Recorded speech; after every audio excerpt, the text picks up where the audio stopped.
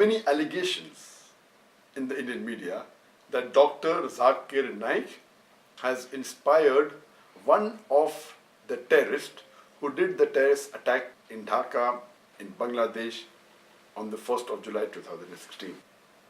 And they picked up this news from Daily Star, which appeared just a couple of days later.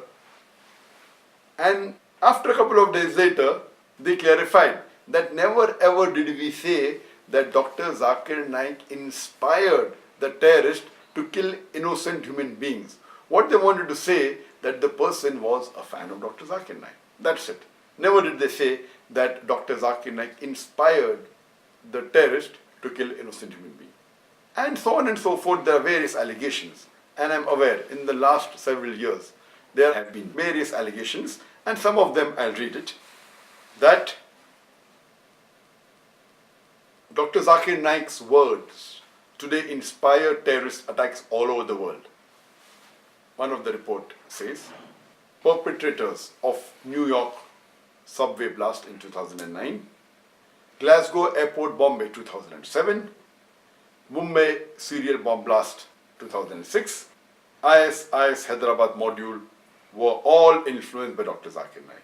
Another report says that Dr. Zakir Naik inspired Ibrahim Yazdani, ISIS suspect from Hyderabad, Ayaz Sultan, IS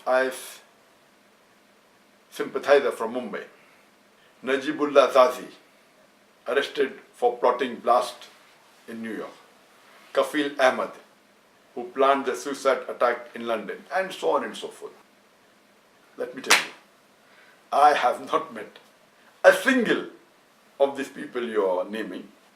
Yes, I do meet hundreds of thousands of people every year, my fans. After my talk, I shake hands with them. They are good people, they are bad people, they are honest people, they are dishonest people. The point to be noted is that, Alhamdulillah, on the Peace TV network alone, there are more than 200 million viewers. On my Facebook, on my personal Facebook alone, there are 14 million likes. People watching it are in much larger numbers.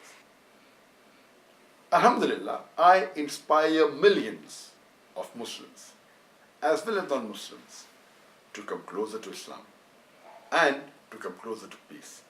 Now, when these people come close to Islam, there may be some people who later on may be misguided by some speaker who actually inspire or they misguide innocent Muslims and tell them that Quran encourages killing of innocent non-Muslims, which is totally wrong.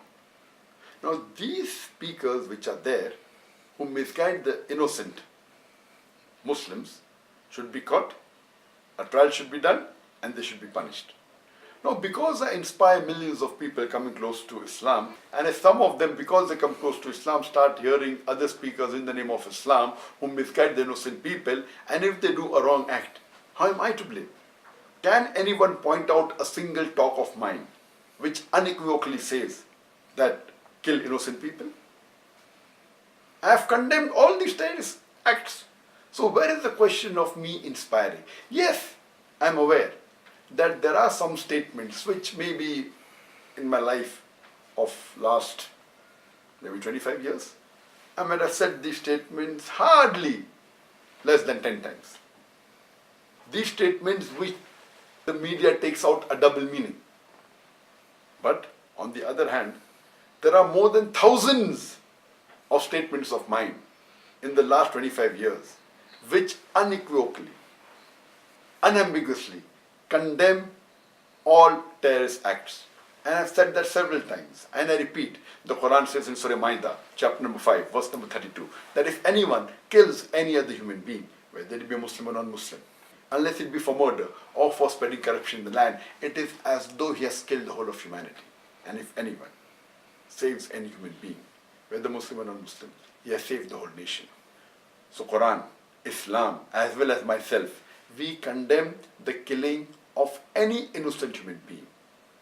And I have told that this is the second major sin in Islam. After shirk, after associating partners with Almighty God Allah, the second major sin in Islam is killing innocent human being. And I condemn it.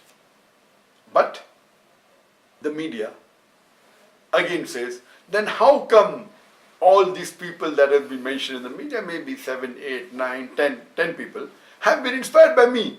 If you see the number of attacks that have been done in the last few years, it will be hundreds.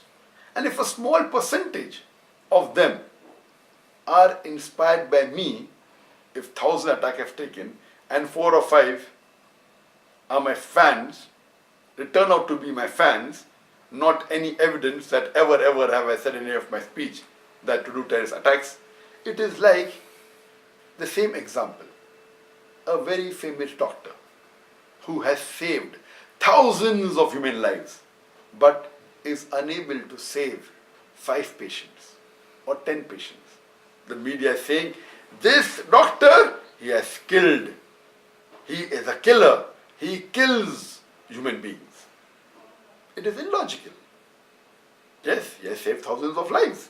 But it's not necessary he'll be able to save each and every patient that he checks. Similarly, I have inspired millions of people to come close to Islam, to come close to peace, to come close to serenity.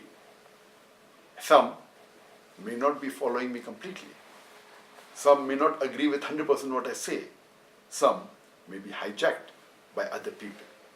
So why does the media want to blame me for the actions done by people not inspired by me for this particular action?